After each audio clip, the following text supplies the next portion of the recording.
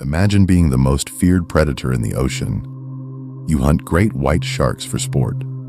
You communicate in dialects. You have culture, language, and family bonds that would make most humans jealous. And oh yeah, you've never killed a human in the wild, ever. That's an orca, and absolutely nothing about them makes sense. By the end of this video, you're going to understand why these animals are so terrifyingly intelligent that scientists are genuinely concerned we might be sharing the ocean with another sentient species. And trust me, the rabbit hole goes way deeper than you think. Let's dive in. Part 1. The apex predator that breaks all the rules. So here's the thing about orcas that most people don't realize. They're not actually whales. Yeah, I know. Killer whale is right there in the name. But that's a mistranslation from Spanish sailors who called them whale killers because they witnessed orcas hunting whales. The name got flipped, and now we're stuck with it. Orcas are dolphins, the largest dolphins on Earth, actually. And that fact alone should terrify you. Because if you know anything about dolphins, you know they're smart. Like, scary smart. Now imagine that, intelligence scaled up to a 6-ton predator, with teeth the size of your hand. But here's where it gets weird. Orcas are found in every ocean on Earth, from the Arctic to Antarctica, from coastal waters to the open ocean. They're the second most widely distributed mammal on the planet after humans. And yet, despite being everywhere, different orca populations have evolved completely different hunting techniques, social structures, and even physical characteristics. We're not talking about different species here. We're talking about the same species developing entirely different cultures based on where they live. Let me say that again. Orcas have culture. Documented, observable, teachable culture that gets passed down through generations. In the Pacific Northwest, you've got resident orcas that exclusively eat fish, primarily salmon. They live in tight-knit family groups, they're relatively chill, and they've never been observed eating mammals. Then you've got transient orcas, sometimes called big killer whales, that hunt marine mammals, seals, sea lions, even other whales. These guys are the serial killers of the ocean, same species, same ocean, completely different lifestyles. It's like if humans evolved into vegetarians in one country and carnivores in another. And we could tell the difference just by looking at them and listening to them talk. Oh, and speaking of talking, orcas have language. Not communication, language. There's a difference. Part 2. They literally have their own languages and dialects. Okay, this is where things get absolutely insane. Every orcapod has its own, unique set of calls, basically their own dialect. We're not talking about random whale noises here. We're talking about specific, learnable vocalizations that are unique to each family group and passed down from mother to calf. Scientists have been studying orca vocalizations for decades, and they've identified distinct dialects for different pods. And here's the kicker. Orcas from different pods can't understand each other. It's literally like a human from Japan trying to talk to someone from Iceland. Same species, completely different language, but it gets even crazier. Researchers have discovered that when two different orca pods meet and one pod is more dominant, the subordinate pod will actually change their dialect to match the dominant pod. They literally code switch. That's a level of social sophistication that we rarely see outside of primates. And baby orcas, they babble. Just like human babies, they make random sounds for months, listening to their mothers and pod mates before they start forming the actual calls of their family dialect. They're literally learning to speak their pod's language. Now, you might be thinking, okay, cool, they can make sounds. Lots of animals do that. But here's what makes it different. Orcas use these vocalizations for specific purposes. They have calls for hunting, calls for socializing, calls for navigating, and calls that seem to serve no purpose other than bonding with their family. That last one is important. They communicate just for the sake of communicating. That's not survival. That's culture. Part 3. The hunting techniques that shouldn't be possible. Let's talk about how orcas hunt, because this is where you really start to understand just how intelligent these animals are. In Argentina, there's a population of orcas that have learned to intentionally beach themselves to catch seal pups on the shore. They literally throw themselves onto land, grab a seal, and then wiggle back into the water. This is incredibly dangerous. If they get stuck, they die. And yet, they do it perfectly. Every time. But here's the insane part. This technique is taught. Mother orcas will intentionally beach themselves in shallow water while their calves watch. They'll do it over and over again, demonstrating the exact angle, the exact speed, the exact wiggle needed to get back into the water. It's a masterclass. And the young orcas practice in shallow water for years before attempting the real thing. That's not instinct. That's education. In Antarctica, orcas have developed a technique called wave washing. When they spot a seal on an ice floe, they'll swim in formation underneath it and create a wave that washes the seal off the ice. But they don't just randomly make waves. They coordinate. They time it. They position themselves perfectly. And if the first wave doesn't work, they adjust and try again. Scientists have watched orcas take up to an hour to successfully wash a seal off ice, making multiple attempts, changing their strategy each time.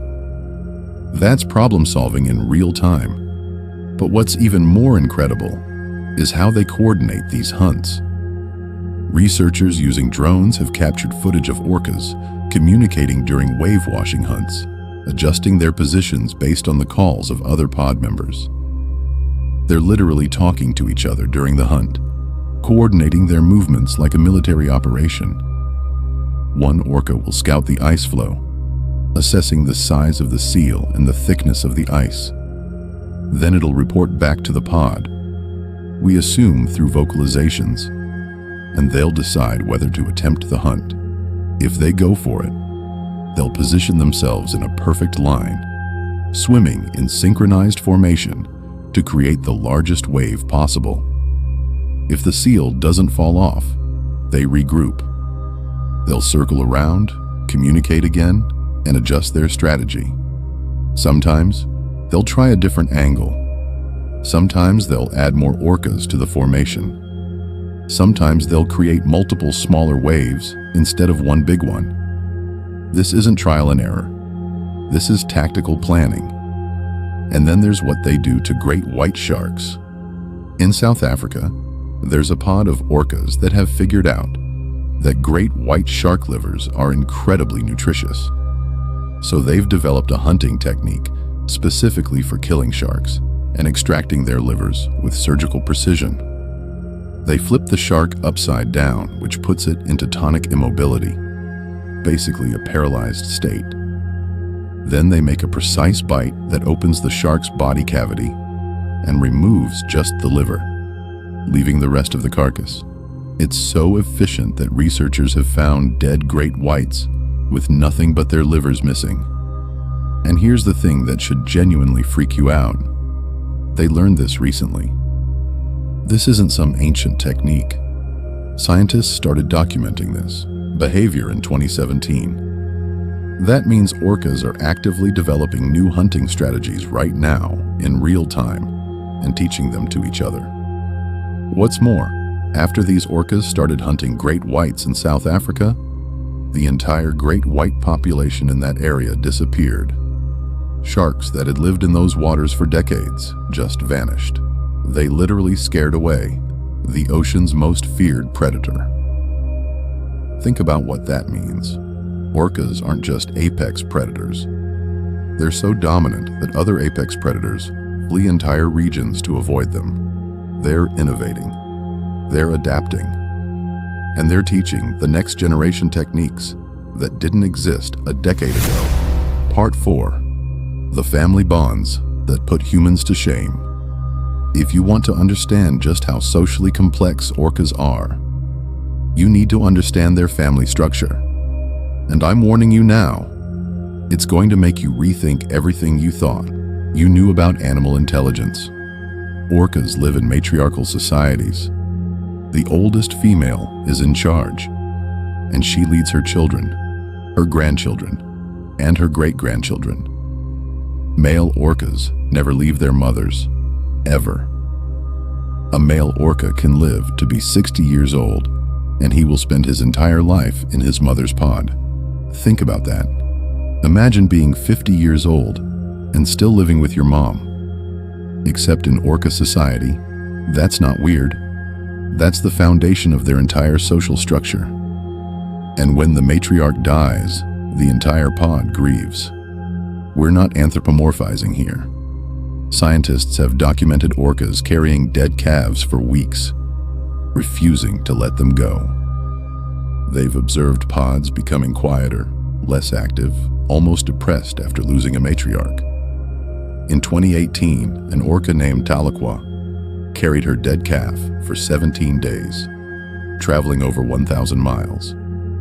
The entire pod slowed down to match her pace. Other females took turns helping her carry the body. The scientific community watched in real time as an entire pod went through what can only be described as a collective mourning process. That's not instinct. That's grief. But here's where the family bonds get even more interesting. Orcas have been observed helping each other in ways that provide zero evolutionary benefit to the helper. In one documented case, a female orca with a deformed jaw that prevented her from hunting normally was kept alive for years by her pod mates who shared their food with her. She contributed nothing to the pod's survival, and yet they kept her alive anyway. Why? Because she was family. That's altruism. That's compassion. That's a level of social bonding that suggests these animals have a sense of community that goes beyond simple survival. Part 5. The intelligence that scares scientists. Let's talk about orca brains, because this is where things get legitimately unsettling. Orcas have the second largest brain of any animal on Earth, after sperm whales. But size isn't what matters. It's structure. And orca brains have something that very few animals have: a highly developed paralimbic lobe. This is the part of the brain associated with processing emotions, social bonding, and empathy. In orcas, this region is so developed that scientists believe they might experience emotions in ways that are even more complex than humans. Let me say that again. Orcas might feel emotions more deeply than we do.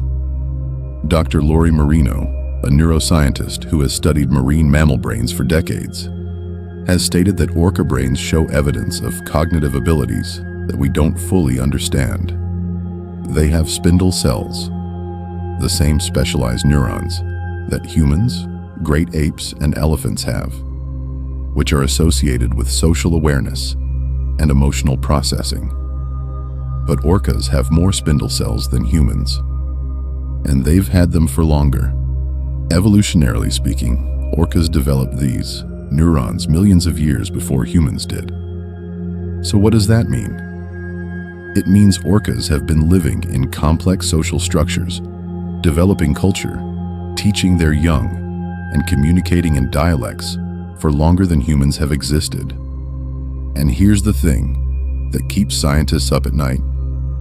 We have no idea what they're saying to each other. We can identify calls, we can map dialects, we can observe behavior, but we can't translate. We don't know if they're just saying, "There's food here," or if they're telling stories about their ancestors. We don't know if they have names for each other. We don't know if they have traditions beyond hunting techniques. We just know they're communicating about something, and it's complex enough that each pod sounds completely different. Imagine if aliens came to Earth and heard humans speaking different languages. They could tell we were communicating. They could tell different groups sounded different, but they couldn't understand a word we were saying. That's where we are with orcas. Part 6. The mystery that changes everything. Here's the thing that absolutely nobody can explain. In the wild, there has never been a single confirmed case of an orca killing a human. Not one. Let me put that in perspective. Orcas are apex predators that hunt great white sharks for fun. They've been observed killing blue whales, the largest animals to ever exist on Earth. They can swim at 35 miles per hour. They have teeth like daggers and jaws powerful enough to crush bone. And yet, with all that power, with all that intelligence, with thousands upon thousands of human-orca interactions in the wild, surfing, kayaking, swimming, diving, there's not a single recorded fatality. Why? We don't know.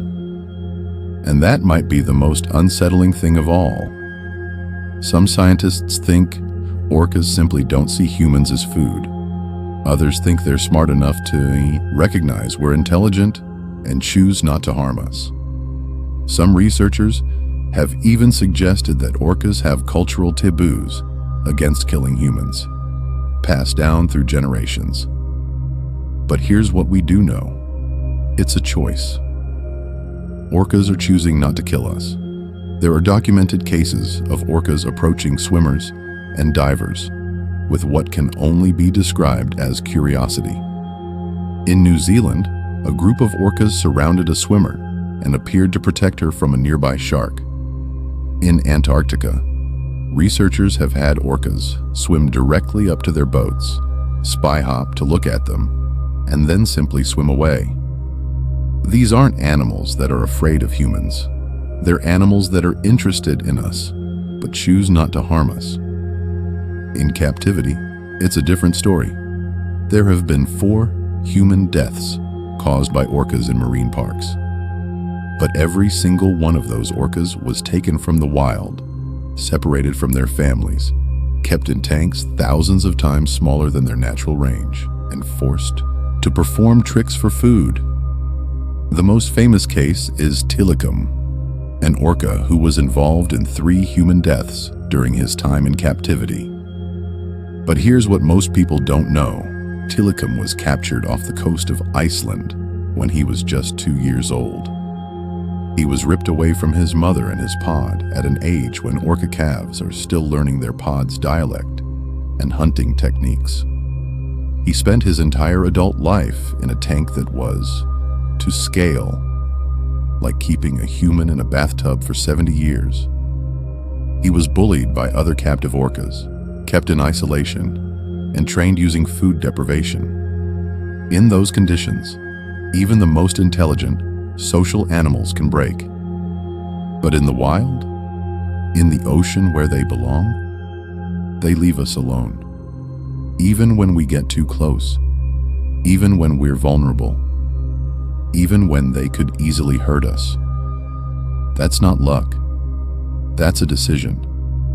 And it's a decision they make every single day. Part 7. What this all means. So where does this leave us? We're sharing the ocean with an animal that has culture, language, family bonds, emotional depth, and problem-solving abilities that rival our own. An animal that innovates, teaches, grieves, and communicates in ways we're only beginning to understand. And for decades, we've kept them in tanks for entertainment. The more we learn about orcas, the more uncomfortable those facts become. We're not talking about highly trained animals.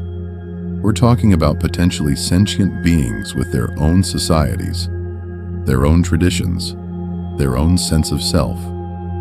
Dr. Ingrid Visser, who has spent over 30 years studying wild orcas, said something that really stuck with me.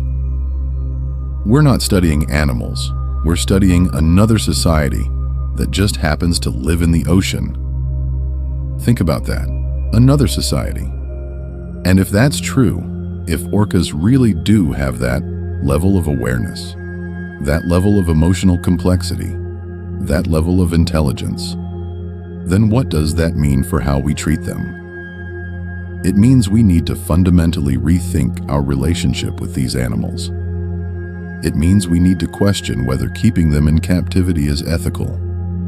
It means we need to protect their habitats with the same urgency we'd protect our own communities. Because here's the reality: orcas aren't just smart animals. They might be smart enough to know exactly what we've done to them. And they're choosing not to retaliate. That's not just intelligence. That's wisdom. Nothing about orcas is normal. They're too smart, too social, too emotionally complex to fit into our neat little boxes of what animals should be. They hunt with strategies that require years of teaching.